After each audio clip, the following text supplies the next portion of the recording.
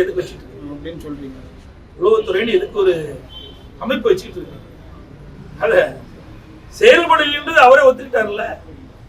ஒரு திட்டத்தை வகுக்கின்ற பொழுது ஒரு அரசாங்கத்தினுடைய கடமைங்க. அரசாங்கம் எதுக்காக இருக்குது? உளவுத்துறை எதுக்காக இருக்குது?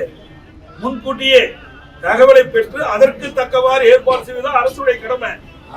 அதை செய்ய தவறியது இந்த திரு ஸ்டாலின் தலைமையில் அரசாங்கம். அதை மறைக்கிறதுக்கு என்னென்னமோ பேசிட்டு இருக்கிறாங்க.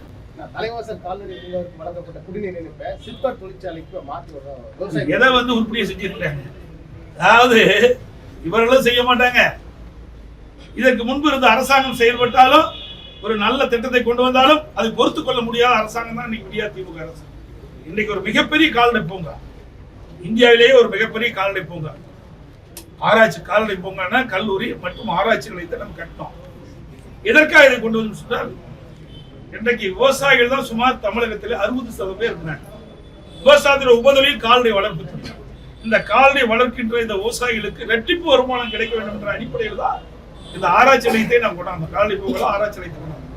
அதற்கு தேவையான நீரை அங்க நீர் கிடைச்சாதான் அந்த ஆராய்ச்சி நிலையமே செயல்பட முடியும். அதற்கு ஒரு குறிப்பிட்ட MLD தண்ணீர் வேண்டும் என்று சொல்லிதான் அதற்கு திட்டம் திட்டப்பட்டு தனியாக ஒரு குடிநீர் இன்னைக்கு ஒரு ஏற்பாடை செஞ்சு கொண்டு வரணும்.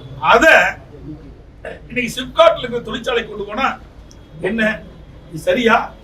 விவசாயிகள் எல்லாம் போராட்டம் நடத்துவதை அறிவிச்சிருக்காங்க. என்கிட்ட கூட மனு கொடுத்தாங்க. இதையெல்லாம் இந்த அரசை வன்மையாக கண்டிக்கிறோம். இது விவசாயிகளுடைய பிரதான திட்டம்.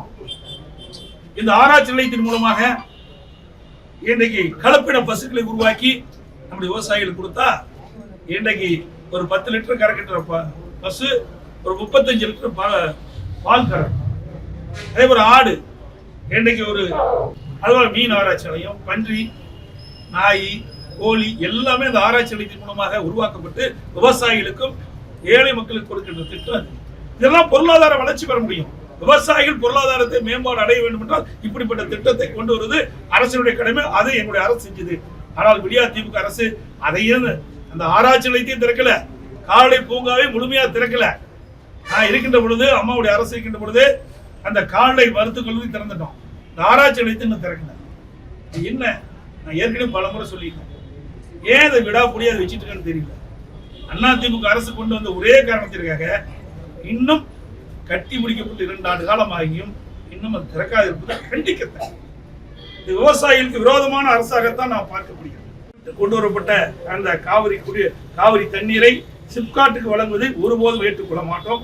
இதை நீதிமன்றத்தின் மூலமாக சந்தித்து இது நிவாரண காலம். அப்படி ஒரு கால் மீண்டும் இதை கொண்டு போனால் அரசு வேண்டும் என்று திட்டமிட்டு இந்த ஆராய்ச்சி நிலையத்தை முடக்க வேண்டும் என்பதற்காக இந்த தண்ணீரை சிப்காட்டுக்கு கொண்டு போக நினைத்தால் அதிமுக அரசு வருகின்ற பொழுது அதை ரத்து செய்யும். இன்றைக்கு இந்த செயலற்ற அரசு வந்த பிறகு இன்றைக்கு அண்டை மாநிலத்திலிருந்து எளிதா போதைப் பொருளை கடத்திட்டு வந்து இங்க விற்பனை செய்யறாங்க. இதனால இளைஞர்கள், மாணவர்கள், பொதுமக்கள் கடுமையா பாதிக்கப்படுறான்னு தொடர்ந்து நான் சட்டமன்றத்திலையும் பேசிட்டு வரேன். ஊடகத்தின் வாயிலாக, பத்திரிகையின் வாயிலாக இந்த கருத்தை தெரிவிச்சுட்டே இருக்கிறேன். ஏன்னா நாளுக்கு நாள் இந்த போதைப் பொருளுடைய நடமாட்டம் அதிகரித்துக் கொண்டிருக்கின்றது. போதைப் பொருள் பயன்படுத்தினுடைய ஆட்களுடைய எண்ணிக்கையும் அதிகரிச்சிருக்குது. இதெல்லாம் ஊடகத்திலையும் பத்திரிகையில செய்தி வச்சுதான் நான் பேசுறேன். நம்ம சேலத்துல இந்த போதை ஊசி போடுகின்ற காட்சி காட்டினாங்க. இந்த போதை ஊசி போட்டுக் கொண்டிருக்கும் போது அந்த செய்தியாளர் படம் பிடிக்கிறார். இந்த தப்பிச்சு ஓடுகின்ற காட்சி நான் பார்த்தேன். இருந்த வேதனை அளிக்கிறது. அது நான் வசிக்கின்ற மாநகரம், என்னுடைய சொந்த மாவட்டம். இந்த மாவட்டத்திலேயே இன்றைக்கு போதைப் பொருள் தடை இல்லாமல் கிடைக்கும் என்பது வேதனையும் அதிர்ச்சியும் அளிக்கும். இன்னைக்கு மாணவர்களும் சரி, இளைஞர்களும் சரி, பொதுமக்களும் சரி இந்த போதைக்கு அடிமையாகிட்டா அதுல இருந்து மீட்கவே முடியாது. அதோட அவர் வாழ்க்கை முடிஞ்சு போச்சு. அந்த குடும்பம் சீரழிஞ்சு போகும். அதைத்தான் நான் தொடர்ந்து வலியுறுத்திட்டு இருக்கிறேன். ஊடகம், பத்திரிகை நண்பர்கள் இதற்கு துணை நிற்க வேண்டும். பாதகம் செய்பவரை கண்டால் நாம் பயங்கொள்ளலாகாது பாப்பா. மோதி மிதித்து விடு பாப்பா, அவர் முகத்தில் உமிழ்ந்து விடு பாப்பா. அண்மை செய்திகளை உடனுக்குடன் தெரிந்து கொள்ள இணைந்திருங்கள் இயம்நாடு தொலைக்காட்சியுடன்.